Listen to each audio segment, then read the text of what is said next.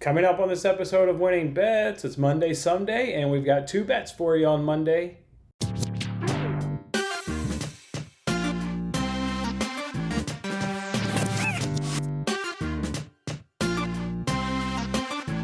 Hey, what's up, everyone? It's Jason Mattis with Winning Bets. Thanks for hanging out with me on this episode again. That's right, it's Monday, so it's Monday Sumday, where we sum up the previous week of our bets and see how we did. And then I've also got two bets for you coming up today on the MLB action. As for last week, well, we went 10 and 13, but we were only down 0.55 units.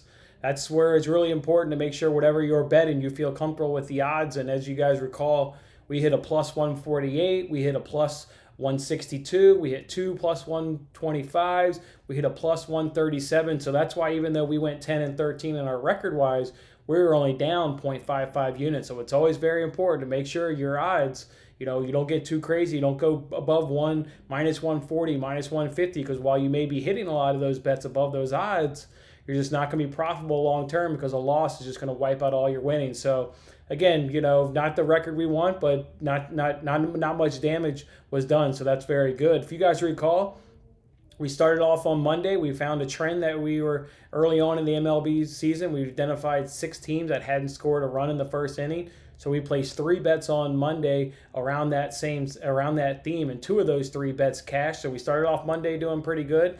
Tuesday, we rolled that into another winner. We did the Rays team total over, and we got that to cash.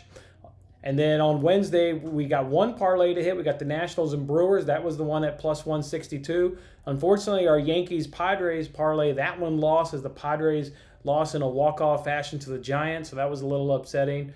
Thursday, we didn't win a bet on Thursday. Thursday, we took 2 losses. We gave you out all the information of why we thought the underdog Blue Jays were going to upset the Nationals.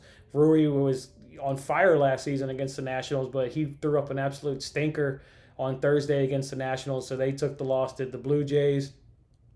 Friday, it was a little hit or miss. We got the one bet to cash. We did the no run in the first inning in the White Sox Royals game. That one cashed. And then also we got a couple losses though. The Reds didn't quite cooperate. The Rays and Orioles game didn't go exactly how we planned. And unfortunately, our Pirates-Cubs game where we were going to do the over, we did the over 9, and that got exactly 9 runs. So that game ended up being a push. So that was a little unfortunate that we couldn't get one more run and win that one. But like I said, at least we got a push out of that. We didn't lose any money. Saturday, though, we did win our FA Cup bet. You guys recall I gave that bet out on Wednesday. So on Saturday, the FA Cup, that bet cashed. That was actually a good game. Congratulations to Arsenal. Now they're in the Europa League for next season, so that's good for them. We also got the Angels team total to cash on Saturday, the over 3.5. We did our research there. We saw that the Angels were able to get to Zach Greinke last season, so we identified that one in terms of the odds-wise. That was a really good value there for us, so that was a good cash with the Angels team total. And then Sunday, we did really good. We got the Rockies to win. That was at plus money. We did a Dodgers Athletics parlay. That was at plus money. And then we went over to NASCAR. We guys know I do tons of NASCAR doing those free fantasy games. So I did a little head-to-head competition. We got Truex Jr. to over Kyle Busch, which I think we're going to fade Kyle Busch almost all the time. He has just not been good this entire season, and especially after this restart with no practice. That Joe Gibbs team racing just cannot seem to quite get it together there with Kyle Busch. So we may fade him almost until we get burned. We may be fading him. We'll look at this weekend's matchup in the race and see, but I'm thinking that's maybe a trend that we lock in on. And then unfortunately we took Kenseth over Byron, and Kenseth got in his own wreck in his own right and finished, I think, in 37th or 36th place, so we lost that. But overall, again, like I said, 10 and 13, not the record we want, but due to the odds that we're betting and we're cashing those bets on more often than not, it's making up the difference. And we only lost 0.55 units, so that was really good there. Today, though, we're going to start this week off. We're going to get you 2 winners. We're going to, cash these things. We're just going to hit the ground running this week. I could feel it. I'm actually loving these 2 bets when I was doing the research on today's games and looking them up, and just absolutely have fallen in love with these 2 bets. I don't even know which one I want to give you first. That's how much I love these 2 bets. But let's jump right on into it. The good thing about these 2 bets is you're not going to have to wait to get your money because both of these are going to cash really soon. I'll start with the one that's going to cash first. That's in the Mets-Braves game. And what we're going to do there, we got Atlanta averaging 0.6 runs per game in the first inning. We've got the Mets averaging .1 runs per game in the first inning. So combined, obviously, we're not even getting 1 run in the first inning amongst those two teams. And the same pitchers that are facing in today's matchup, they went ahead on July 24th. DeGrom for the Mets. He went 5 innings pitched in that game. He went 1 walk, 1 hit, 8 Ks, 0 runs.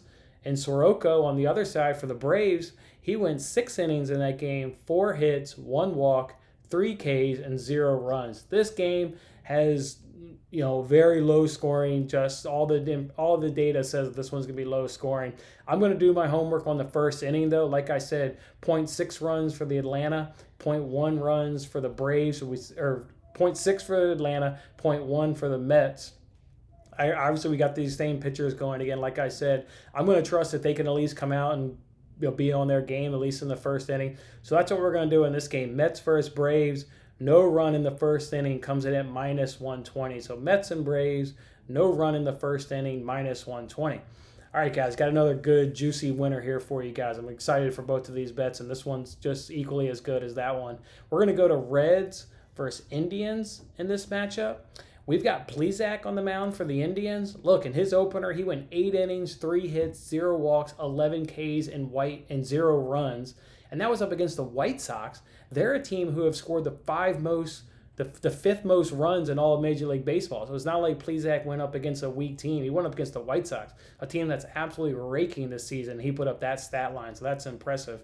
On the bump on the other side is Sonny Gray. He's pitched twice this season, 12.2 innings, 4 hits, 3 walks, 20 Ks, 1 earned run, and three of those are 1 earned run, 3 runs total. And that was against the Cubs and the Tigers. Tigers are, maybe not the greatest fall team, but man, they're actually surprisingly better than I think what a lot of people would have predicted. But the Cubs, they're also tied for the 5th most runs. So Sonny Gray's doing it at least up against one of these really strong teams. And the Reds, for whatever reason, has struggled against the Tigers. Not necessarily Sonny Gray, but man, so the Tigers, I think, are definitely better than what people think.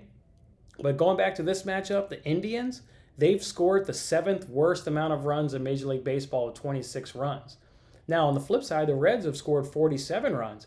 But that's going to be countered by the Indians only allowing 25 runs, which is 2nd best in the Major League Baseball. And keep in mind, you need to exclude the Nats, Phillies, Marlins, and Cardinals from that stat line because obviously they haven't played that many games as Major League Baseball or as other teams. But looking at the teams who have played, who haven't had games postponed, the Reds the Indians are allowing the 2nd best runs at 25. So I think that counters the Reds scoring 47. Man, I'm getting these two teams twisted up here.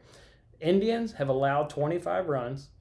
I think that counters the Reds scoring 47 runs there. So again, I think another game that I believe, given the 2 starters we have on the mound, given the Indians' inability to score, but the Indians' ability to shut down the other team, I think this is going to be another low-scoring game. I'm going to go Indians-Reds under 4.5 runs in the first 5 innings, and that comes in at -124. So take the first 5 innings, take the under 4.5 runs, and that'll come in at -124 for the Indians and Reds. All right, guys, I'm feeling absolutely great about both of these bets. Go ahead, whatever you're betting, add these 2 winners to it, and you won't have to wait long for the cash to fill up in your bank account. That's going to be the great thing about both of these bets. You can go to bed already knowing that the results are over and the money is in your pocket. All right, guys, get those bets in. I'm going to do my research, come back with you guys tomorrow, put in some more winning bets. Until then, I'm Jason Mattis. I'll see you next time. Thanks for watching this episode of Winning Bets. I'm Jason Mattis. I'll see you again when we are celebrating the wins and making more winning bets. Don't forget to like, comment, share, and subscribe for more winning bets.